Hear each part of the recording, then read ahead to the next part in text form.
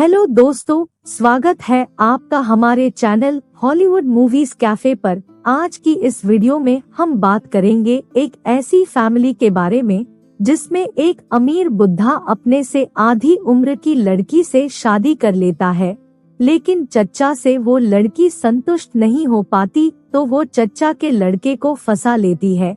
फिर जब उसका पति काम से बाहर चला जाता था तो वो घर में उसके बेटे के साथ पलंग तोड़ करती थी, लेकिन ऐसी बातें ज्यादा दिनों तक नहीं छुप पाती और अंकल को उन दोनों पर शक हो जाता है। इसके बाद क्या होता है ये देखेंगे हम आज इस वीडियो में। दोस्तों, मैं आपको आगे इस वीडियो में मूवी का नाम भी बताऊंगी। उससे पहले अगर चैनल पर नए हैं तो चैनल को सब्सक्राइब कर ले। मूवी के शुरू में हम कैरन नाम की एक लड़की को देखते हैं जो कहीं जाने के लिए तैयार हो रही होती है। दूसरी तरफ हम जॉनी नाम के एक लड़के को देखते हैं जो अपनी सुपर कार को दौड़ाते हुए अपने घर पहुंचता है और अपने भाई एलिस के पास जाता है, जहां एलिस अपनी गर्लफ्रेंड के साथ मजे कर रहा होता है। जॉनी एलिस को बताता है कि कल रात हमारे पिता ने वेगास में किसी लड़की से शादी कर ली। तो एलिस उससे पूछता है कि तुम्हें ये सब किसने बताया। तो जॉनी उसे कहता है कि मुझे ये सब हमारे लॉयर ने बताया है। इस बात से वे दोनों काफी परेशान हो जाते हैं। तभी एलिस की गर्लफ्रेंड सिंथिया उन्हें कहती है कि वो तुम्हारे पिता के सारे पैसे लूट लेगी और वो गुस्सा में वहाँ से चली जाती है। फिर शाम को वॉल्टर अपनी नई दुल्हन कैरन के साथ घर पहुंचता है। वो उसे अपने बेटों से मिलवाता है। देखने में कैरन काफी सुंदर और जवान होती है, लेकिन एलिस और जॉनी को वो पसंद नहीं आती क्योंकि उसने उनकी माँ की जगह जो ले ली थी और वो दोनों वहाँ से चले जाते हैं। फिर वॉल्टर कैरन को सारा से मिलवाता है। सारा घर की नौकरानी होती है, जिसके बाद वे दोनों बेडरूम में चले जाते हैं, जहां पहले तो वॉल्टर कैरन की नंगी पुंगी फोटो लेता है। फिर फोटो लेने के बाद चच्चा उसे अपने घोड़े की सवारी करवा देता है। अगली सुबह वॉल्टर एलिस की अच्छे से क्लास लगाता है क्योंकि वो अपना काम सही से नहीं कर रहा था। वैसे तो वे दोनों वॉल्टर के बेटे थे, लेकिन इसके बावजूद वे अपनी ही कंपनी में जॉब करते थे। आगे हम वॉल्टर की बेटी रॉडल को देखते हैं। रॉडल भी कैरन से मिलकर कुछ ज्यादा खुश नहीं थी। अगली सुबह कैरन सन बाथ ले रही होती है, तभी वहाँ पर एलिस आ जाता है। वो कैरन से कहता है कि तुम यहाँ पर किस लिए आई हो और मेरे पिता के साथ कब तक रहोगी, लेकिन कैरन उसकी इस बात का कोई जवाब नहीं देती। दरअसल कैरन पैसों के लिए बार में डांस किया करती थी। इसी बीच वो वॉल्टर को पसंद आ गई और उसने उससे शादी कर ली। आगे हम देखते हैं कि रात को वॉल्टर घर पर मैरिज पार्टी रखता है, जहां सब लोग एंजॉय कर रहे होते हैं। पार्टी में एलिस और जॉनी की गर्लफ्रेंड सिंथिया और एलिसन भी आई हुई थी। पार्टी एंजॉय करने के बाद वॉल्टर अपने कमरे में जाकर कैरन के साथ पलंग तोड़ करने लगता है और रॉडल कोने में खड़ी यह सब कुछ देख रही होती है। फिर अगली सुबह कैरन कंस्ट्रक्शन साइट पर जाती है और एलिस से मिलती है। वो एलिस से कहती है कि अगर तुम्हें मेरे बारे में कुछ जानना चाहते हो तो तुम सीधे मुझसे पूछ सकते हो। दरअसल एलिस कैरन के बारे में छानबीन कर रहा था। दूसरी तरफ वॉल्टर अपने किसी काम के सिलसिले में शहर से बाहर चला जाता है। उसके जाने के बाद रात को कैरन अकेली अपने कमरे में बोर हो रही होती है, तो वो एलिस के पास चली जाती है और उससे पूछती है कि क्या तुम मेरी फोटो देखना चाहते हो जो वॉल्टर ने खींची थी। तो एलिस उसके साथ फोटो देखने लगता है। उन फोटो को देखकर वो समझ जाता है कि कैरन उसके घोड़े पर सवार होना चाहती है, जिसके बाद वह दोनों ही एक दूसरे पर टूट पड़ते हैं और स्वर्ग की सैर करने लगते हैं। इसके बाद अगले कुछ दिनों तक ऐसा ही चलता रहता है।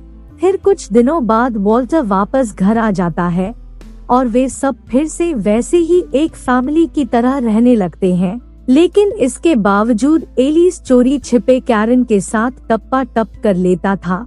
फिर एक दिन कैरन उसे कहती है कि मैं सिर्फ तुम्हारे साथ ही रहना चाहती हूँ। तो अगले दिन एलिस कैरन से कहता है कि मेरे पिता किसी काम के लिए शहर से बाहर गए हुए हैं। उनके वापस लौटने से पहले हमें ये घर छोड़कर कहीं दूर चले जाना चाहिए। और फिर वे दोनों वहाँ से दूर एक होटल में चले जाते हैं। होटल में कैरन को अपना एक पुराना ग्राहक एलेक्स मिलता है। वो कैरन से कहता है कि मेरे पास तुम्हारे लिए एक काम है।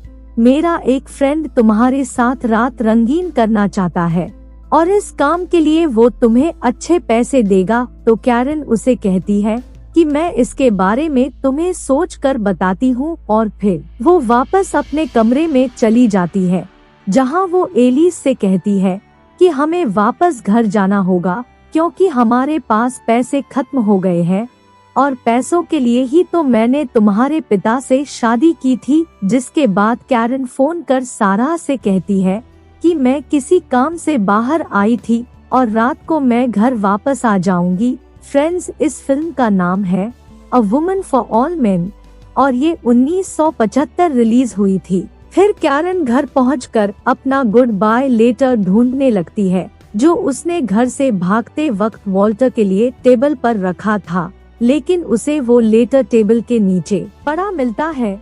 दूसरी तरफ वॉल्टर को भी कैरन और एलिस पर शक हो जाता है कि उनके बीच कुछ चल रहा है। आगे हम देखते हैं कि वॉल्टर एक नदी के पास अपनी गाड़ी में बैठा अपने वकील थॉमस से कुछ बात कर रहा होता है, जिसके कुछ देर बाद थॉमस वॉल्टर के घर पर आता है और घर के लोगों को बताता है कि वॉल्टर की कार पहाड़ी से नीचे नदी में जा गिरी है, लेकिन पुलिस अब तक वॉल्टर और उसकी कार को बाहर नहीं निकाल पाई है। फिर अगले दिन उनके घर रियो नाम का एक पुलिस ऑफिसर पूछताछ करने आता है। वो उनसे वॉल्टर के बारे में काफी पूछताछ करता है, लेकिन उन्हें इस बारे में कुछ भी पता नहीं था। अगली सुबह पुलिस स्टेशन से एक फोन आता है और वो एलिस को बताते हैं कि वॉल्टर की कार तो मिल गई है, लेकिन वॉल्टर का कुछ पता नहीं चला। फिर शाम को कैरन बीच पर टहल रही होती है। कुछ देर बाद वो वापस घर पर आती है तो उसे वहाँ पर अपनी एक फोटो मिलती है, जो किसी ने उसके बीच पर टहलते हुए खींची थी। जब वो इसके बारे में सारा से पूछती है तो सारा उसे कहती है कि इस वक्त घर पर उसके अलावा कोई भी नहीं है। कैरन इस बात को लेकर काफी परेशान हो जाती है। वो एलिस से कहती है कि मुझे लगता है कि वॉल्टर अभी भी जिंदा है, लेकिन एलिस उसे कहता है कि ये सब तुम्हारा वहम है। तो कैरन उसे कहती है कि मुझे लगता है सारा जानती है कि वॉल्टर कहाँ है और वो हमसे ये बात छुपा रही है। फिर अगले दिन कैरन बहाना बनाकर सारा को नौकरी से निकाल देती है, लेकिन जाते हुए सारा कैरन से कहती है कि एक दिन तुम्हें मेरी जरूरत पड़ेगी। शाम को एलिस घर पर आते ही कैरन की गुफा में गोते लगाने लगता है कि तभी उसे कैमरे से फोटो खींचने की आवाज सुनाई देती है। तो वो देखने के लिए घर के नीचे आता है। तभी अचानक से वॉल्टर उस पर हमला कर देता है और दोनों में हाथापाई के दौरान एलिस उसे डालता है, जिसके बाद वो कैरन के साथ मिलकर उसकी बॉडी को कंस्ट्रक्शन साइट पर सीमेंट में दफना देता है। जिसके बाद अगले दिन एलिस अपने वकील थॉमस से कहता है कि हमें हमारे पिता को मरा हुआ दिखाना होगा, क्योंकि हमें अपने और अपनी बहन की पढ़ाई के लिए पैसों की जरूरत है। तब थॉमस उन्हें बताता है कि वॉल्टर अभी मरा नहीं है, क्योंकि उसने मुझे कहा था कि मुझे कुछ वक्त के लिए ऐसे दिखाना होगा कि मैं मर चुका हूँ। ये सुनकर एलिस की औंठ यादा सटक जाती है, क्योंकि थॉमस को ये नहीं पता था कि एलिस ने वॉल्टर को मार दिया है। अगले दिन जब एलिस कंस्ट्रक्शन साइट पर होता है तो एलेक्स कैरन से मिलने उसके घर पर आता है। फिर जब कुछ देर बाद एलिस वापस घर पर आता है तो वो एलेक्स को गाड़ी में वहाँ से जाते हुए देखता है। फिर जब वो घर के अंदर पहुँचता है तो करेन भी वहाँ पर मौजूद नहीं होती है।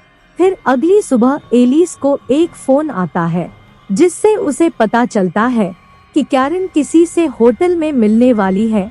दरअसल वो फोन एलेक्स ने ही करवाया था। तो एलिस भी कैरन से मिलने के लिए होटल की तरफ चल देता है। रास्ते में पुलिस ऑफिसर रियो उसकी कार को रुकवा लेता है और उसकी गाड़ी की तलाशी लेने लगता है।